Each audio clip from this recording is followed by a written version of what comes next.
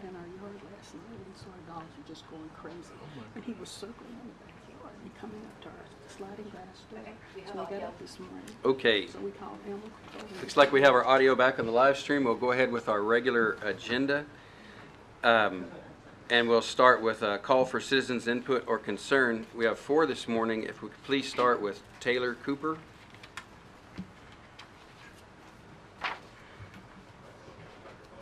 Yes, sir, please. Howdy, good morning. My name is Taylor Cooper. I'm here about the East Loop, or the proposed East Loop. I'm a new guy to this stuff. I've been in the Brazos Valley for about 8 years now. We moved out of the big city of Houston, and the reason I moved out of the big city of Houston was just this. I raised a family out there. I raised 3 great kids. They are now raising grandkids out in that area.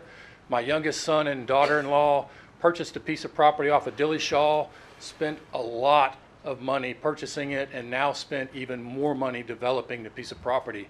This would kill their dreams. This would kill what their expectations were when they moved back into this area, when we moved back into this area. We live out by the safari, so it's not in my front yard and it's not in my backyard, but it's in my community. And as a former Army officer, y'all are all my family. If you live near me, if you work near me, if you play near me, you're part of my family, and I cannot expect something like this to go through on my watch. So my questions today to the Commissioner's Court. Again, I'm new at this, so maybe these questions have already been covered a half a dozen times, but I got to get educated to this point. I'm just kind of late to the party, I guess. First question, as I went through the website, I didn't see any kind of transportation study that's been done on this corridor specifically. I've seen that Highway 6 has an expansion planned, and that'll be part of the next question is, if that's already been planned, how does that expansion from 4 lanes to 6 lanes, and in some places it looked like 7 or 8 lanes, with the C and D lanes added to frontage and the main lanes. So I'm curious as to how that additional thousands of cars and vehicles coming through there wouldn't potentially affect the need for this wide-reaching expansion out into the east. So that's one of the questions. The next thing is the 7C route. I know that there was mention of a 7th route. I don't know if that's gone away at this point or if it's still out there somewhere. I'd like to know if that's going to be presented before the commenting ends here in another week. I guess 9 days, 8 days, if I'm correct. Another question, the population growth on the charts are all based on 2010. They're all based, that 97% or 91% growth is all based off of 2010 stats.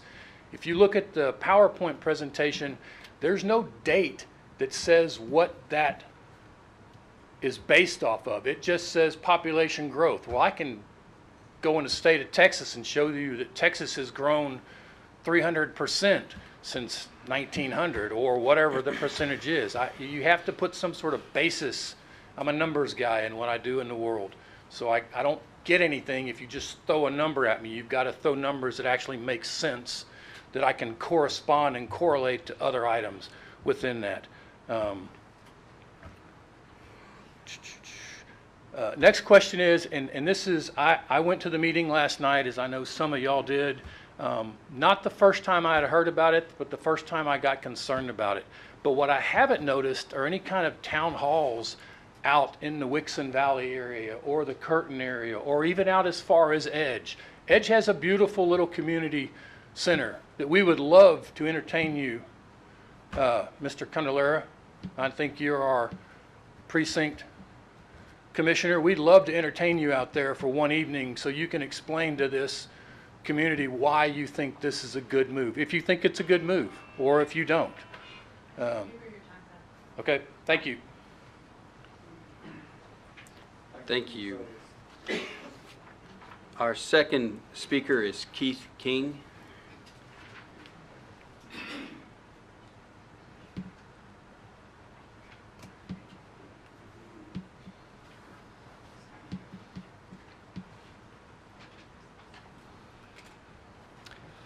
Good morning, Good morning. Commissioners and Judge. I have a few questions and comments. I ask for you to stop the East Loop study and project. The citizens don't want it. You've heard many people speak here for weeks, months. Judge, Chuck, you've been to the meetings, you've had interviews. I've been to meetings. A lot of the questions and comments people have, it's okay if they've been repetitive, but I don't need to get into all that, why I don't want it. But Judge, Chuck, this is going to be your legacy when you leave this court. Positive or negative, it's going to be on this loop, whether you approve it or whether you stop it. I believe that. And I ask for you to change the time of the meetings to lunch hour or dinner hour. And I'm not sure if you want more or less citizen involvement. Or if you can try a different hour, one time per month. I ask for you to allow a 4-minute video or audio and citizen input for the non-present. That they can do an audio or a video without being here up to 4 minutes. I ask you to consider that, look at that. Please consider these asks, and please listen to the comments. And me and the citizens of this county, the taxpayers of this county, we do not want the loop for 1.5 million reasons. Thank you. Thank you. Next speaker is Roger Lassiter.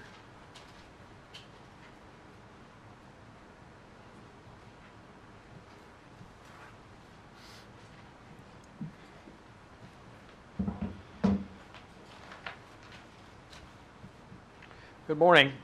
Morning. I'm here today to speak about my opposition to the Interloop. First, I want to just briefly touch on how this whole Interloop deal has come to the attention of the people that are most affected. And yeah, I'm talking about the T word, the transparency. I'm speaking specifically about the lack of. I've heard people in positions of authority to say, look, we've been talking about this since 2017. Well, yeah, but it's been mostly talked about amongst yourselves. We'll go to the website or look at the 2022 trip bond, okay? What I want to ask is, when you see these homes and projects being built in the last 1, 2, 3, 5, 7 years, as you drive around that area, have you thought to yourselves, what are these people doing? Of course, they know about the Interloop because it's been so transparent. Okay? All I can tell you is that three and a half short months ago, I heard so many people say, gee, I just got something in the mail. How come we didn't know something about this? This is going to ruin me. When you're hearing that kind of thing from hundreds and hundreds of people, then you have a transparency problem, whether you wish to acknowledge it or not. Yep. Second point, it's already been touched on. We have additional north-south capacity. If you're worried about north-south capacity, we got additional capacity coming this year on Highway 6. We have tons of existing capacity in Boonville Road, Highway 30. In addition, you can enlarge Highway 30. There's room to do that. If there are plans reserved for Highway 30, Boonville Road, we'd like to hear what they are. It's part of that transparency thing we talk about from time to time. Third, people that are working on this project often say things like, hey, calm down, okay? If it even happens, it won't be built for many years into the future. But at the same time, you've hired Mr. Poulter and his company, to oversee this ongoing, I'm going to say silly, $11.2 million engineering study. Now, it doesn't take much digging to figure out what Mr. Poulter is good at, okay? He's not been hired to return a no-build designation on this project, even though that keeps being thrown out there. In his own words, he's hired to push these sorts of projects through and fast track them so that TxDOT can have a ready-to-build project at a moment's notice. So please, stop telling us, calm down, don't worry, it's only a study, okay? I do have a suggestion. If you guys will withdraw your support for this project and cancel this contract because it's unneeded and unwanted, then we can all calm down just a little bit, okay?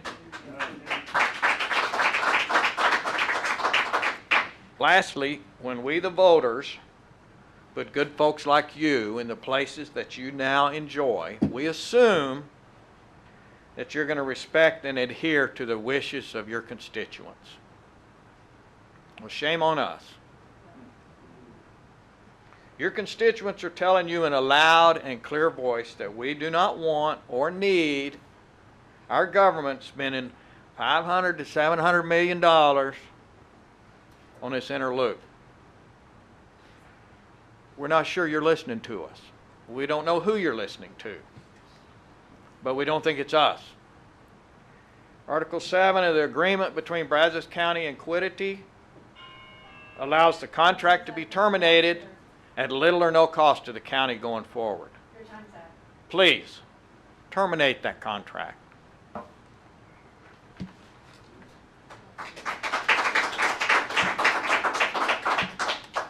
Thank you. Our fourth speaker is Robert Johnson.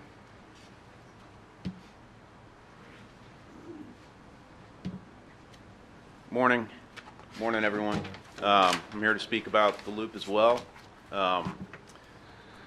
Everybody here this morning has talked about a lot of things that I was prepared to speak about as well. A lot of them, the no purpose of the build, the lack of transparency, things like that. To touch upon what the last gentleman said, we have Mr. Polster that's in there. I know I've had conversations directly with Mr. Condola, and we had questions for the judge who isn't here today and other things too, and it's always, well, this is just a study, maybe 10, 20 years down the road, maybe if we need it.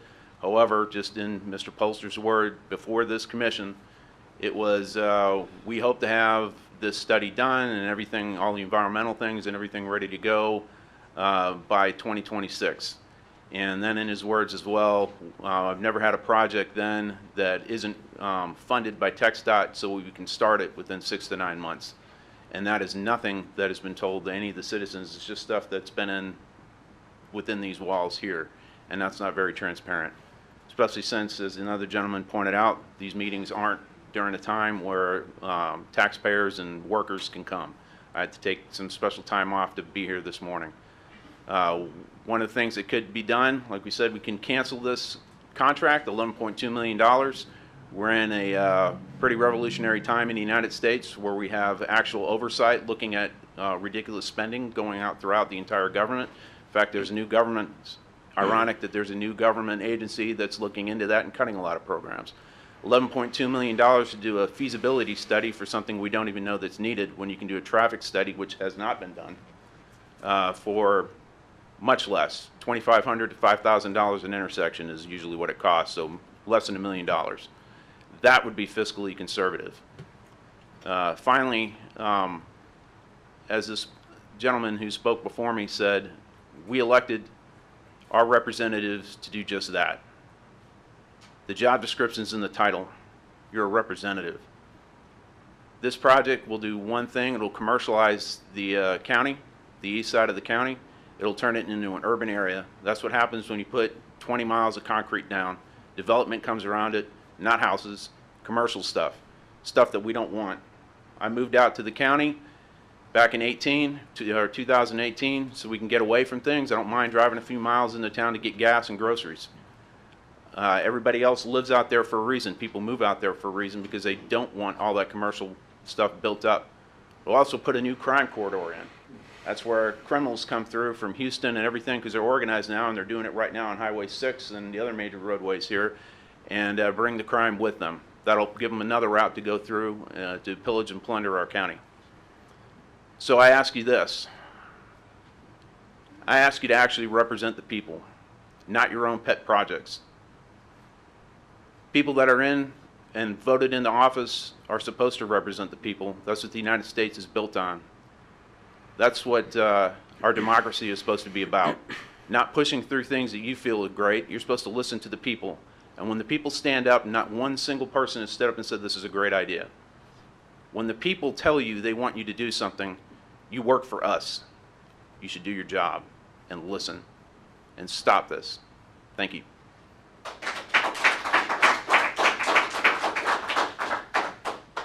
Thank you. That was our final speaker. We'll move on to item number 3. Approval of appointment of Stephen French to the Homeland Security Advisory Committee for the unexpired term of Curtis Darby ending March 31st, 2025. Move approval. Second.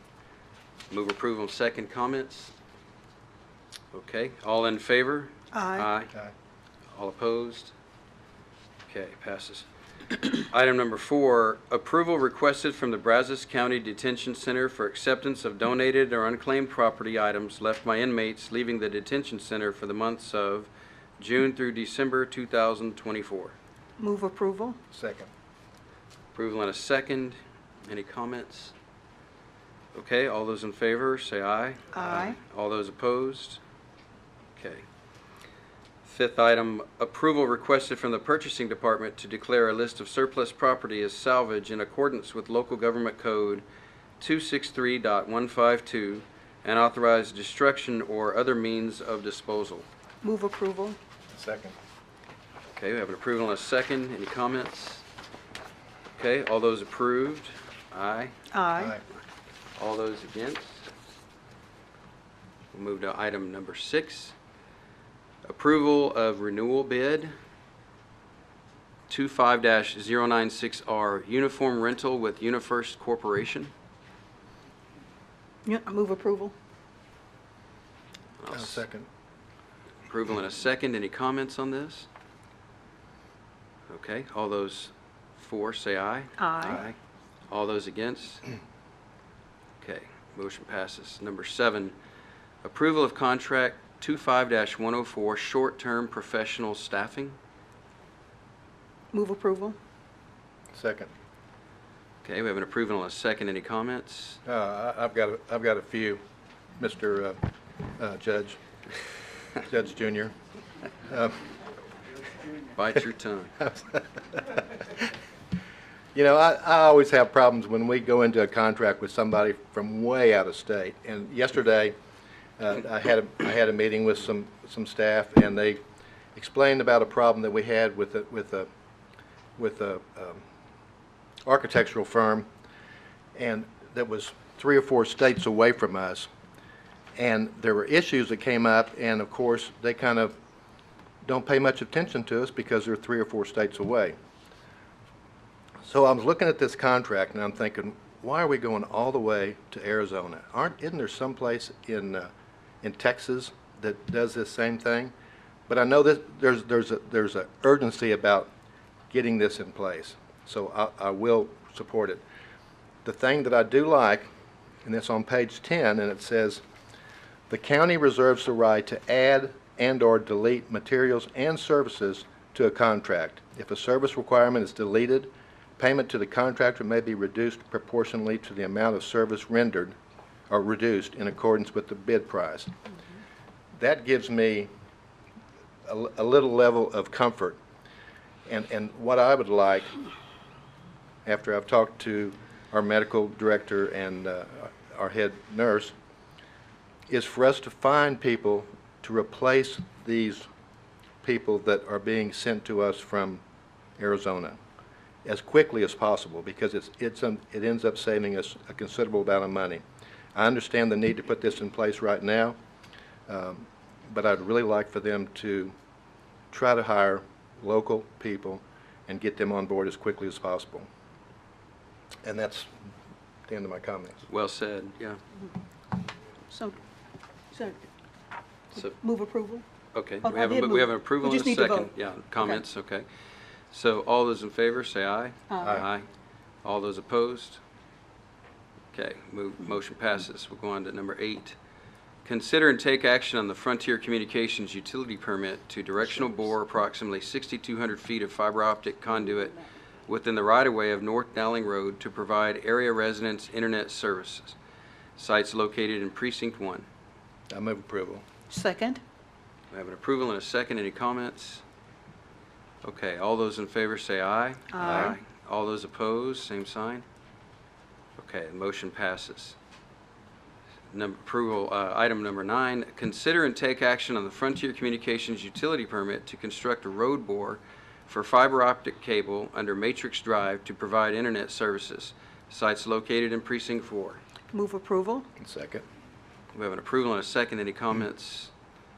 Okay, all those in favor say aye. Aye. All those opposed, same sign. Motion passes. Item number 10, approval of the treasurer's report for November 2024. Move approval? Second. A motion and a second. Any comments? All those in favor say aye. Aye. All those opposed, same sign. Motion passes. Item number 11, tax refund applications for the following. Move approval A through F? Second. We have a motion and a second. Any comments? Okay, all those in favor say aye. Aye. All those opposed, same sign. The motion passes. Number 12, budget amendments, FY 24-25 budget amendments, 1701 through 1707. Move approval? Second. A motion and a second. Any comments? Okay, all those in favor say aye. Aye. All those, aye. All those opposed, same sign. Okay, motion passes. Item number 13, personnel change of status, approval for personnel change of status. Move approval? Second. Motion and a second. Any comments? All those in favor say aye. Aye. All those opposed, same sign. Motion passes. Item number 14, payment of claims. Approval of payment of claims. Item A is 82078-7838- through 8207967. And B is 9203426 through 9203463. Move approval A and B? Can you please repeat B is 9203426 through 9203483. Did I say that Okay. wrong? Move approval A and B? Second. Motion is second. Any comments? All those in favor say aye. Aye. Aye. All those opposed, same sign. And the motion passes. So, number 15, acknowledgement of the FY 24 through 25 budget to actuals by fund as of February 5th, 2025, and acknowledgement of the FY 2024 through 2025 contingency budget to actuals by fund as of February 5th, 2025. Number 16 is acknowledgement of the county auditor's monthly report for November 2024. Number 17 is acknowledgement of the FY 2024 racial profiling report for Brazos County Constable, Precinct 2. Number 18 is acknowledgement of the FY 2024 racial profiling report for Brazos County Constable, Precinct 4. Number 19 is acknowledgement of the 2024 MHMR annual audit. Number 20 is Juvenile Director's Report on Detention Population. Good morning, Commissioners. We have 36 in detention, 24 males, 12 females, and we have 36 on electronic monitors. Thank you, Linda. 21, Sheriff's Report on Inmate Population.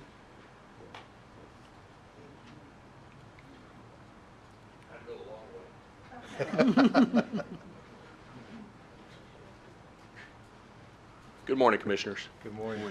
762 this morning, 649 men, 113 women, and we've got 47 on monitors. Thank you, Sheriff. Thank you. Okay, 22, announcement of interest items and possible future agenda topics. I just want to second what Commissioner Brown said about Commissioner Aldrich, and definitely my prayers are joined with yours and hopefully everyone else's that he's fought this thing in multiple rounds and he's a fighter, so we have to pray that he can fight it well this time as well. Anything else? Okay. Number 23, item 23 is to adjourn. Thank you all.